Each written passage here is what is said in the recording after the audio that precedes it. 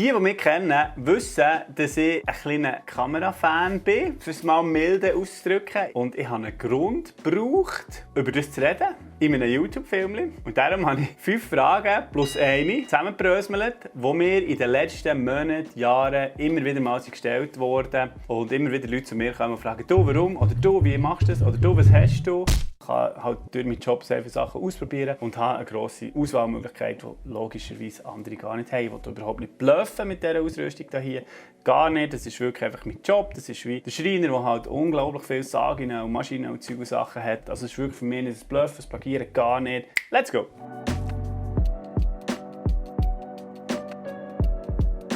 Grundsätzlich ist eine Kamera für mich ein Tool, das mir hilft, etwas Schönes, etwas zum Nachdenken anregt, was auch immer, einzufahren. Und ich finde, desto mehr Spass das Tool macht, desto mehr Spass macht mir mein Job. Ich mache x hunderttausende Fotos pro Jahr und für mich ist es cool, wenn ich immer wieder motiviert bin oder das Tool selber zu fotografieren und irgendetwas Cooles zu erstellen. Momentan shoote ich wirklich Canon. Das ist für mich so die Kamera.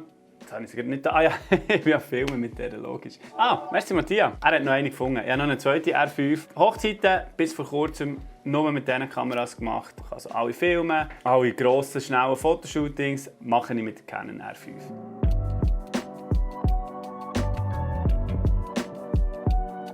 Ich shoote Architektur- und Werbesachen mit Fuji GFX-System. Ich habe zu einem sehr guten Preis eine Occasion gekauft, eine 100S in Bern beim Zumstein. Merci noch einmal für den. Übrigens eine super Anlaufstelle für alles mögliche an Gear. Die 100S, ich habe dort 3-4 verschiedene Objektive. Ein Objektiv, das ich absolut liebe neuerdings, ist das Mitacon 65mm 1.4.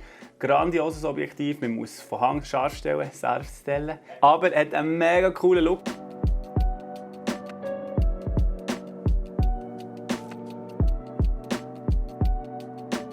Ich shoote aber auch immer mehr mit den Leica-Kameras und ihr seht schon, wenn ich sie in die Finger nehme, was ganz sicher der Vorteil ist von diesen Cams. Sie sind unglaublich klein, sie sind mega schön, sie sind mega stylisch. Es macht wirklich einfach eine richtige Freude, die anzuschauen, die in die Hände zu nehmen und mit denen zu fotografieren. Es ist einfach ein schönes Tool und motiviert mich, auch in der Freizeit immer wieder Fotos zu machen. Und ich werde Fotografie nicht nur als Job sehen, sondern auch als Hobby. Nur schnell als Vergleich. Das ist ein 50er von Leica und das hier ist ein 50er von Canon. Ihr seht der Unterschied. Klar, das ist 2.0er Blende hier, das ist 1.2, aber gleich. Ich habe übrigens, das muss ich euch mal zeigen, ich habe wirklich mal so 10 verschiedene Szenen mit 6 oder 7 verschiedenen Kameras gefotografiert und der Look ist wirklich anders.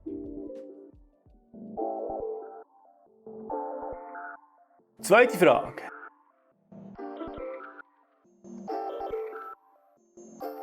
Was ich eigentlich meistens sage, ist, kauf dir entweder einfach ein ganz kleines Objektiv für deine Canon, die du schon hast, oder deine Nikon oder Sony oder was auch immer, oder kauf dir so etwas hier. Das ist die Fuji X100V. Die ist momentan unglaublich in. Wir haben die schon seit, glaube ich, 2 Jahren oder so. Mega, mega, mega cool. Und ich brauche die sehr viel. Die ist JPEG-Modus eingestellt. Wir sollten alles. Family, die liegt daheim immer parat. Gerade beim Esstisch. Ich finde die genial. Der Vorteil finde ich, sie ist mega klein und handlich. Wenn ich da die Gegenlichtblende noch abnehme, ist sie noch kleiner. Ferien für einen Strand, woher auch immer. Sie ist immer dabei. Sie ist mega einfach zum Bedienen. Sie ist im AV-Modus. Das Einzige, was ich mache, ist stelle die Blende ein. Und der Rest ready to go. Corinne braucht sie gerne, King haben sie auch schon gebraucht, manchmal Lynn. Von dem her ist es wirklich ein super cooles Ding. Ist recht teuer. Ich sage mal, ein iPhone kostet hier 1000 Stutz, die hier kostet 1300, 400, 500 Stutz mittlerweile. Die ist teurer geworden jetzt über die Jahre. Ich sage mal, ein bisschen günstiger als das gibt es auch Kameras, aber die sind dann gar nicht so viel gäbiger und besser als ein Handy. Und darum ist für mich aber so ein bisschen, ja, wenn du schon eine Kamera hast, kauf dir ein mega kleines Objektiv, dass es handlich ist und klein, weil dann brauchst du es als Everyday-Kamera oder als Ferienkamera oder als Familienkamera. Dann muss es von mir aus gesehen klein und handlich sein. Und wenn es das nicht ist, dann hast du es nicht dabei, dann hast du das Handy dabei und dann bringt die Kamera auch nichts. Dann eine weitere Frage. Ich habe das Gefühl, es gibt nicht das Richtige und das Falsche. Du kannst machen, was du willst, es ist echt super. Heutzutage gibt es keine schlechten Objektivs mehr. Von mir aus gesehen, es ist alles super, super, super. Von mir aus gesehen, so einfach wie noch nie als Anfänger gute Bilder zu machen. Und darum ist es wirklich für mich nicht ein Entweder-Oder, sondern es ist mehr ein Wenn-Was. Jetzt zum Beispiel das 2870 2.0 ist ein riesen Klotz. Ist unglaublich fett, ist extrem gut, Wahnsinnsobjektiv, kann ich nur empfehlen. Ich brauche das an jedem Firmenshooting, Business-Shooting, viel an den Hochzeiten, aber privat zum Beispiel würde ich das nie verwenden. Aber alles, was ein bisschen schneller, kriegen wir umsäckeln, wenn ich so ein bisschen gemütlicher fotografieren, Autofokus, Augenerkennung. Nur das 35 mm 1.4, das ist das alte, das EF mit dem Adapter, funktioniert 1A an der R5. Wenn wir jetzt mal so schauen, 35, 85 und 50 als Festbrennweite ist auch gross, ich kann es nicht mal richtig haben, ist auch gross und schwer, sehr gross und schwer bekennen. Und ich kann eigentlich das mitnehmen und dann habe ich eigentlich die hier fast abdeckt. Natürlich nicht auf 1.2 oder 1.4, aber sehr ähnlich. Vom Look her merkst du nicht den Wahnsinnsunterschied. Mit dem Zoom manchmal wirklich besser Fahrt. Genau, das zu dem. Zoom oder Festbrennweite, gibt kein richtig und falsch. Überlegt euch, was ist noch wichtiger. Die nächste Frage. Ich sage, fang auf jeden Fall an. Einfach schon nur aus dem Grund, hey, wieder mal etwas Neues ausprobieren. Ich finde, es tut gut in der Fotografie. Experimentieren, etwas Neues wagen, eine neue Technik lernen und. Schon nur aus diesem Grund finde ich, sollte man es machen. Nicht, weil es Trend ist. Vielleicht ist das der Auslöser, dass man sich mit dem Gedanken machen. Wie fängt man an? Ich würde so einfach wie möglich anfangen. Ich würde eine Point-and-Shoot-Kamera kaufen für 200-300 Franken, wie die hier, die ich mit Ricardo ersteigert habe. Eine Yashica T3. So lasse ich sie an. Ich schaue hier durch das uralte kleine Gläschen oder Kunststoff durch. Es ist milchig, es ist überhaupt nicht schön. Ich drücke ab, fertig. Ich kann nichts einstellen, außer den Selbstauslöser oder den Blitz. That's it. Film drin tun, Film einschicken, entwickeln, scannen, dann kann man es heim über oder drucken, noch besser. Und dann habt ihr Sachen ausgedruckt bei euch daheim. Und wenn ich einen Moment sehe und ich finde, der ist herzig, der ist schön, vornehmen, anlassen, Tag abdrücken, das Ganze gefotogt, Tag wieder versorgt.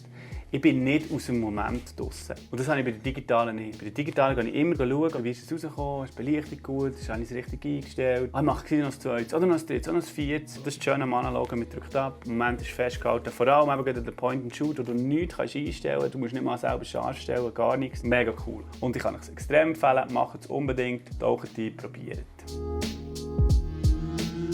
Für mich ist zum Beispiel, was ich bei jedem Shooting dabei habe, ist wirklich das Zoom-Objektiv hier, das 2870er. Das ist so vielseitig einsetzbar. Ich kann fast Makroaufnahmen machen, ich habe einen mega schönen unscharfen Hintergrund, ich bin flexibel, ich bin schnell, das packe ich immer ein. Auch wenn ich weiss, hey, ich brauche eigentlich nur das GFX-System oder ich brauche eigentlich nur die Leica. Und das habe ich gleich dabei, weil es auf das Mal plötzlich heisst, du kannst nicht noch schnell die Person und dann sagst du, oh komm, wir machen die noch in der Bewegung. Das ist einfach das A und O. Das ist zum Beispiel etwas, was ich eigentlich wirklich immer dabei habe. So, das waren die 5 Sachen. Wir haben das Gefühl, 5 ist eine schönere Zahl als 6, aber dann machen wir jetzt noch +1. Wahrscheinlich völlig Nonsens. Thema Fehlkauf. Und es gibt so ein paar Sachen. Eines davon ist eigentlich die kleinen Systemblitze. Ich habe eine Weile lang so ein bisschen Joe McNally cool gefunden. Das ist so ein Fotograf, der mega viel mit so kleinen mobilen Blitzen hat gemacht, so einfach so Aufsteckblitzen. Und dann habe ich etwa 3 von diesen Blitzen oder 4 von diesen Blitzen gekauft, die meisten Occasion.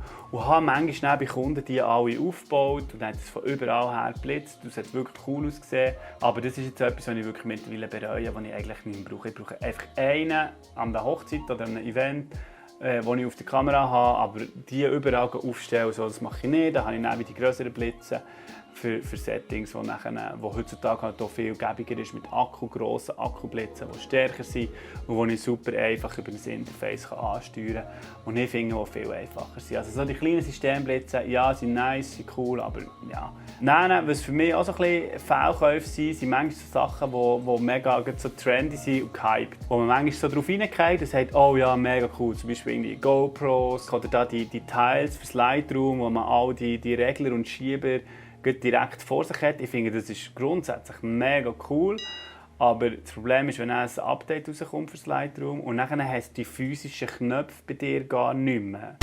dann bringt dir das wie nichts. Oder dann musst du dann gleich wieder auf die Maus und Tastatur umschwenken. Also das ist zum Beispiel so, das Loop-Deck war etwas, wo ich mir ein bisschen geräugt war. Stativ, hey, wenn ihr ein Stativ kauft von Anfang an ein gutes, ein stabiles und ein teures. Und dann meine ich für 500, 600, 700 Franken und nicht für 350. Weil ich habe dreimal ein günstiges Stativ gekauft. Eins ist durchgerostet, eins ist irgendwie plötzlich einfach auseinandergefallen. Und das dritte, weiss ich nicht mal mehr, ist irgendwie auch der Bach ab. Und jetzt mittlerweile habe ich eins für 600 Schutz und das ist wirklich super und das werde ich wahrscheinlich hoffentlich noch in 20 Jahren haben. Das war also ein kleiner Fehlkauf. Vielleicht noch mal ganz am Schluss wichtig, die Diskussion hat es schon 100 Mal gegeben, Gear matters oder Gear does not matter. Ich finde, ich will mich dort gar nicht gross dazu äußern. Das Einzige, was ich ehrlich sagen will, hey, habt Freude an dem, was ihr habt, macht gescheite, gute, weise Kaufentscheidungen, kauft das, was ihr wirklich braucht oder was euch mega Freude macht. Es ist schlussendlich nicht wichtig, ob ihr so eine Kamera habt oder so eine oder so eine oder so eine. Hauptsache ist, ihr habt Freude dabei und Hauptsache ist, eure Kunden haben Freude an dem Resultat und ihr könnt mit dem Gear das machen, was ihr wollt oder was gefordert wird von euch. Wenn ihr Fragen habt, dürft ihr sie gerne unter in die Kommentare schreiben, ich euch die gerne beantworten. Hey, einen schönen. Merci für die Aufmerksamkeit. Ciao zusammen.